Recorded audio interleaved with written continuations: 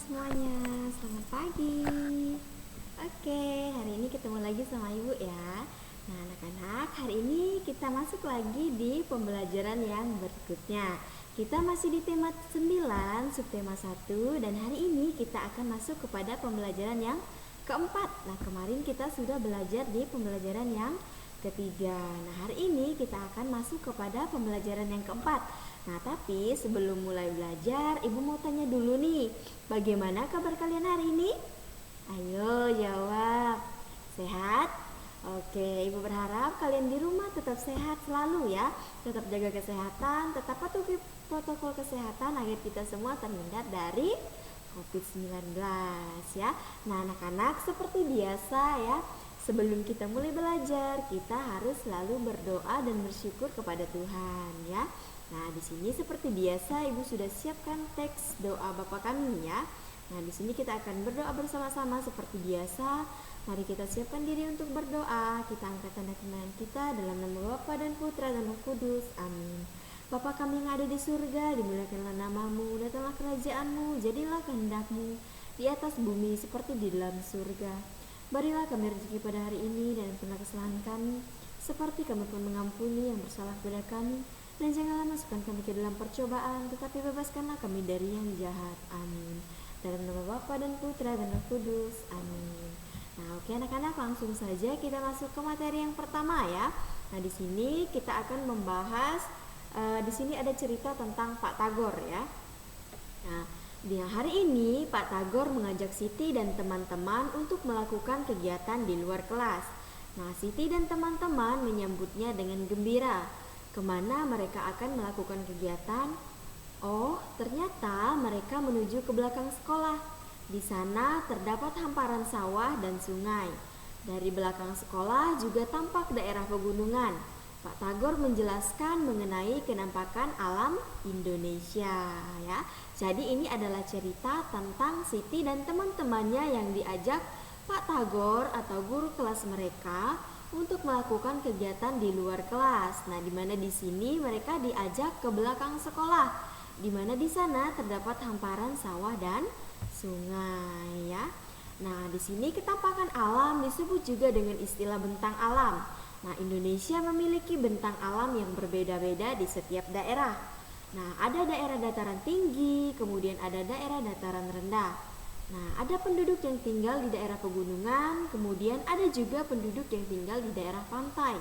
Nah, ketampakan alam dibagi menjadi dua bagian, yaitu ketampakan alam di wilayah dataran dan di wilayah perairan. Nah, ayo kita lakukan kegiatan berikut ini. Nah, anak-anak bisa perhatikan di sini ada keempat gambar.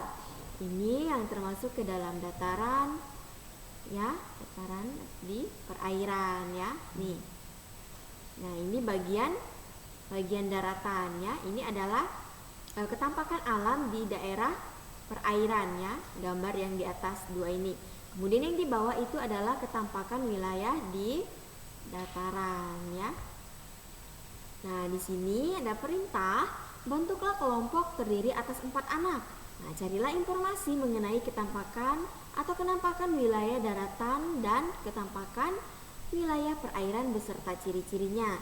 Saat kelompokmu mencari informasi melalui internet, mintalah bantuan orang tua atau orang dewasa di sekitarmu. Nah, jadi anak-anak, karena kalian itu masih daring, masih belajar di rumah, jadi ini bukan tugas, tetapi kalian bisa mencari sendiri di internet ya tentang kenampakan alam di daratan dan di perairan, yaitu gunanya untuk menambah ilmu, kemudian menambah pengetahuan kalian tentang materi hari ini ya. Nah, contohnya seperti yang sudah Ibu tampilkan di sini. Nah, di sini Ibu menampilkan satu contoh ya, di mana di sini ada kenampakan alam di wilayah daratan, kemudian ada juga ketampakan alam di wilayah perairan. Kemudian ada ciri-cirinya. Nah, salah satunya yang pertama itu di dataran rendah. Ciri-cirinya yang pertama, dia memiliki ketinggian kurang dari 200 meter di atas permukaan laut. Nah, kemudian contoh yang kedua itu di bagian ketampakan alam wilayah perairan, yaitu di rawa. Ciri-cirinya biasanya banyak terdapat tumbuhan air seperti eceng gondok. Nah, jadi anak-anak Kurang lebih seperti ini contohnya nanti ketika kalian mencari ketampakan alam di daerah daratan, kemudian di daerah perairan. Kalian bisa membuat tabel seperti ini ya. Yang pertama kalian bisa tulis nomornya, kemudian apa saja ketampakan alam di wilayah daratan, kemudian ciri-cirinya apa, kemudian begitu juga sebaliknya. Ya, ketampakan apa yang ada di perairan, kemudian ciri-cirinya ya. Nanti anak-anak bisa buat seperti ini di rumah untuk kalian belajar dan menambah pengetahuan ya. Oke, kita lanjut. Nah, di sini ada adaptasi masyarakat terhadap ketampakan alam sekitar. Nah, permukaan bumi itu tidak rata. Permukaan bumi ada yang tinggi dan ada yang rendah. Ketampakan alam adalah berbagai bentuk muka bumi yang terjadi secara alamiah.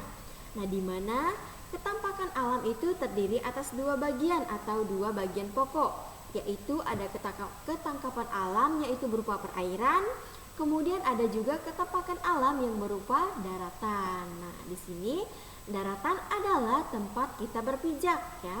Maksudnya tempat kita tinggal saat ini ya.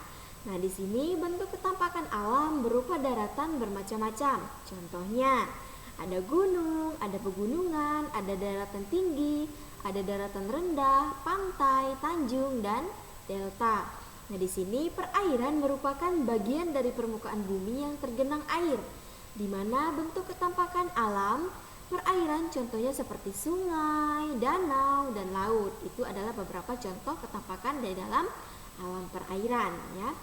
Nah, manusia melakukan adaptasi berbeda-beda antara satu dengan yang lain. Manusia hidup beradaptasi sesuai dengan alam dan ketampakan mata pencarian atau alam di lingkungan tempat mereka tinggal. Nah, di sini adaptasi yang dilakukan meliputi jenis ada mata pencarian, utama yaitu makanan, kemudian bentuk tempat tinggal, pakaian yang dikenakan, kemudian peralatan rumah tangga dan teknologi. Nah, semua kegiatan itu menyesuaikan tempat tinggal mereka. Kita dapat melihat hasil adaptasi masyarakat suatu daerah. Makanan dan barang-barang atau benda-benda khas dari daerah pegunungan berbeda dengan daerah pantai dan daerah daratan. Jadi anak-anak itu tadi adalah cerita atau penjelasan tentang adaptasi masyarakat terhadap ketampakan alam di sekitar tempat tinggal mereka. Nah, dari bacaan di atas dapat disimpulkan bahwa benda-benda atau barang-barang di setiap daerah itu berbeda, di mana tidak hanya itu, air di laut juga akan berbeda dengan air di pegunungan. Nah, dapatkah kamu membedakan air laut dengan air pegunungan? Mari kita lihat perbedaannya. Nah, di sini ada perbedaan air laut dan air pegunungan. Yang pertama, perbedaannya pada air laut. Nah, air laut itu rasanya asin. Kemudian air pegunungan itu rasanya tawar. Nah, selanjutnya air itu berasal dari sungai, kalau itu di air laut. Kemudian di air pegunungan itu airnya berasal dari mata air. Nah, kemudian pada air laut itu air lautnya dapat mengkristal. Kemudian jika di air pegunungan itu tidak dapat mengkristal. Jadi anak-anak, ini adalah beberapa perbedaan yang ada di atau yang terjadi pada air laut dan air pegunungan. Nah, nanti untuk mengetahui lebih jelasnya lagi, anak-anak bisa mencari di internet, kemudian bisa mencari di YouTube apa saja perbedaan antara air laut dan air pegunungan ini tadi ya. Nah, sekarang kita lanjut. Nah, di sini berbicara tentang air, maka kita akan memperhatikan iklan berikut ini ya. Nah, di sini ada iklan ya. Iklan tentang depot air isi ulang ya, atau Aquada ya. Nah, di sini anak-anak bisa perhatikan ya. Di sini ada iklan tentang depot air isi ulang ya. Nah, seperti ini kira-kira contohnya. Nah, di sini ada galon aqua ya. Nah, anak-anak bisa perhatikan. Ini ada dua gambar, ada depot air isi ulang atau aqua, kemudian ada Aseng Pro ya. Nah, di sini apakah isi kedua iklan pada gambar di atas? Katanya, amatilah kedua iklan tersebut.